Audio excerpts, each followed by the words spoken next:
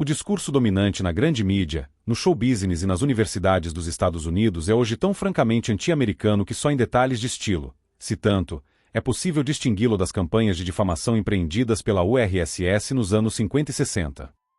A elite americana gaba-se de ter vencido a Guerra Fria, mas parece que foi psicologicamente dominada pelo inimigo perdedor e acabou acreditando em tudo que ele dizia contra ela.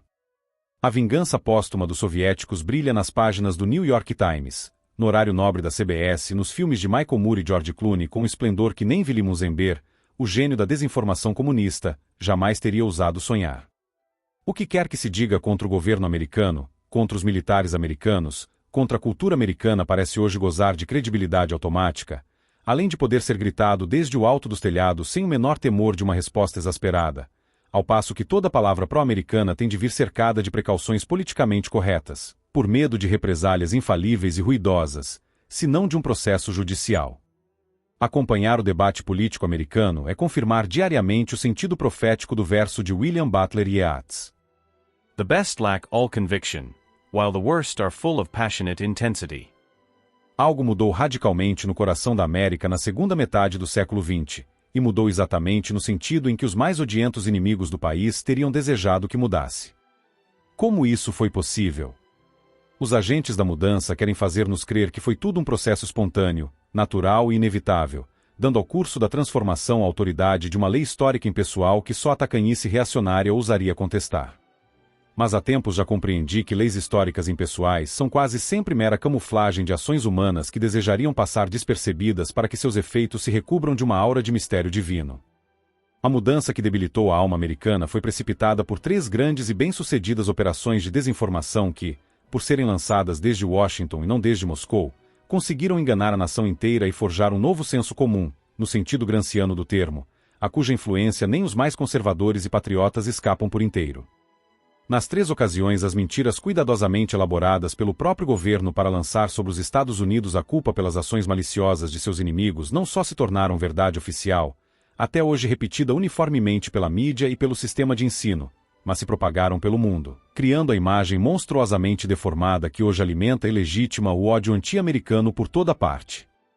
Pode parecer absurdo que governantes escolham acumpliciar-se à difamação do seu próprio país para evitar problemas com a URSS ou para salvar sua própria imagem eleitoral, mas foi exatamente isso que fizeram 3 presidentes americanos, 2 dos quais, por ironia, são apresentados pela retórica esquerdista como personificações exemplares do anticomunismo e do imperialismo yankee.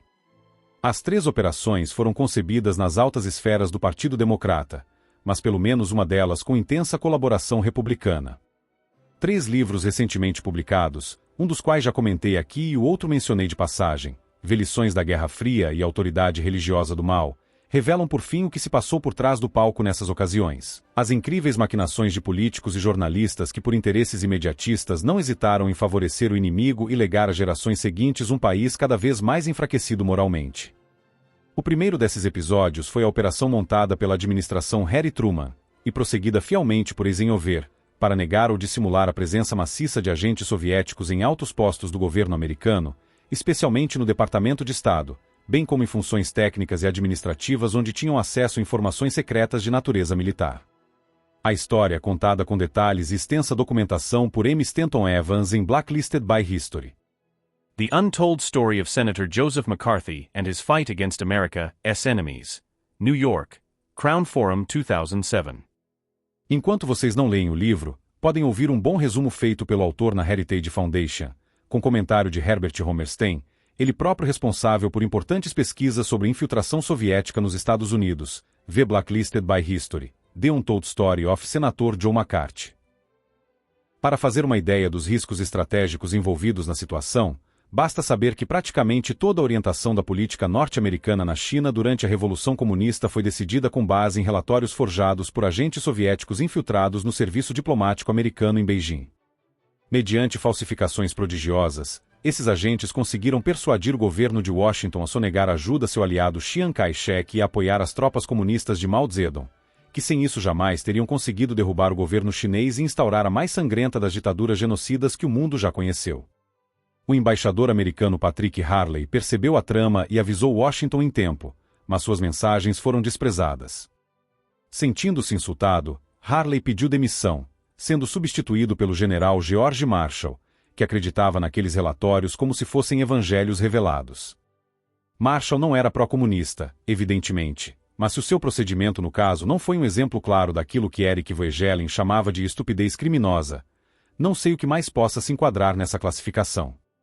Após o recorde genocida de 70 milhões de pessoas, o governo chinês, acumulando bombas atômicas com o dinheiro que lhe é facultado generosamente pelos investidores americanos, é hoje o maior risco de segurança para os Estados Unidos. Alertado sobre esse e outros inumeráveis casos de infiltração soviética, o governo Truman optou por bater no carteiro, fazendo tudo para dar a impressão de que o único perigo sério para a América era o anticomunismo, especialmente o do senador John McCarthy, cuja imagem demonizada ainda permanece viva na memória mundial.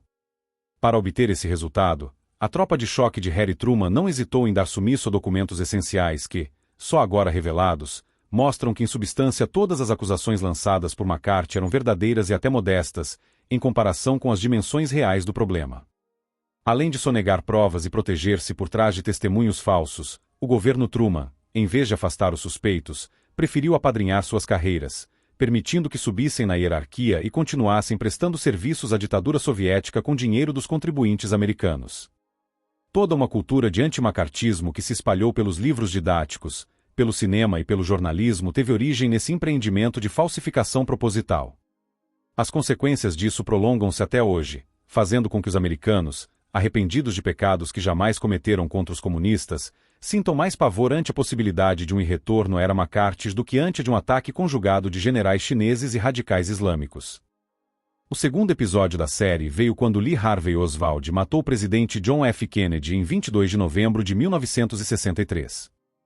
Tanto na Casa Branca quanto na CIA ou no FBI, todo mundo sabia que Oswald era um comunista fanático e que seu intuito ao atirar em Kennedy fora de frustrar qualquer iniciativa americana contra a ditadura de Fidel Castro. Aterrorizado ante a perspectiva de que uma explosão nacional de revolta anticomunista respingasse sobre o Partido Democrata, reavivando suspeitas do tempo de Harry Truman, o presidente Lyndon Johnson fez o que podia para que a Comissão Warren desviasse as atenções desse ponto sensível, explicando o crime de Oswald não como resultado de suas convicções ideológicas, mas de motivações genéricas como instabilidade emocional, problemas de família, etc. Por incrível que pareça, a comissão consentiu em analisar o mais famoso homicídio político do século XX sem falar em política.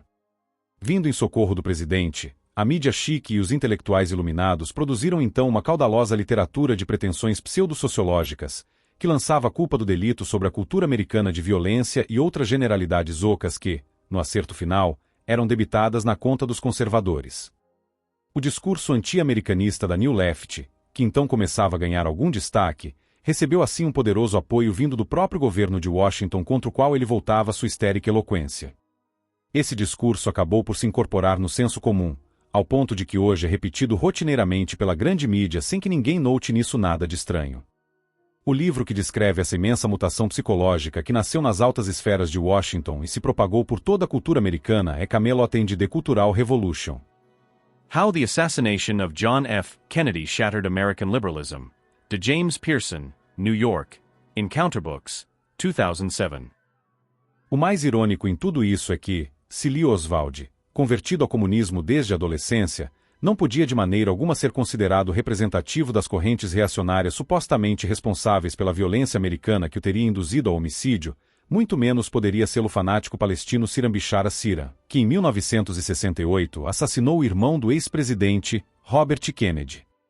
Não por coincidência, hoje sabemos que a autoridade palestina da Yasser Arafat foi de cabo a rabo uma criação da KGB, vhttp://www.weizmann.ac.il/home/comartin/pacepa-wsj.html mas, na época, a incansável fábrica de mitos da elite esquerdista conseguiu fazer que dois crimes praticados por agentes pró-comunistas contra dois políticos notoriamente anticomunistas parecessem obras da direita reacionária, e que essa versão rigorosamente invertida da realidade se incorporasse à psique americana tão profundamente que será preciso muitas décadas para desarraigá-la, se ainda for possível. A terceira grande mentira, também definitivamente incorporada aos rituais do masoquismo pseudo-moralista da América contra si mesma, foi igualmente obra de Lyndon Johnson. Após ter dificultado por todos os meios possíveis a ação das tropas americanas no Vietnã, Johnson tirou a conclusão lógica da sua própria estratégia, transfigurando a vitória em derrota. Em 31 de janeiro de 1968, o exército norte-vietnamita de Ho Chi Minh lançou uma grande ofensiva contra os americanos e sul-vietnamitas. A ideia era ocupar de uma vez todas as cidades do Vietnã do Sul, a começar pela capital, Saigon, preparando um levante geral com auxílio dos guerrilheiros Vietcongues. Militarmente, a ofensiva foi um fracasso monumental. Os comunistas perderam em poucos dias 50 mil soldados e todos os objetivos que haviam conquistado. Mesmo o famoso ataque à embaixada americana em Saigon foi um fiasco. Nenhum único Vietcong conseguiu entrar no edifício. Todos morreram na porta.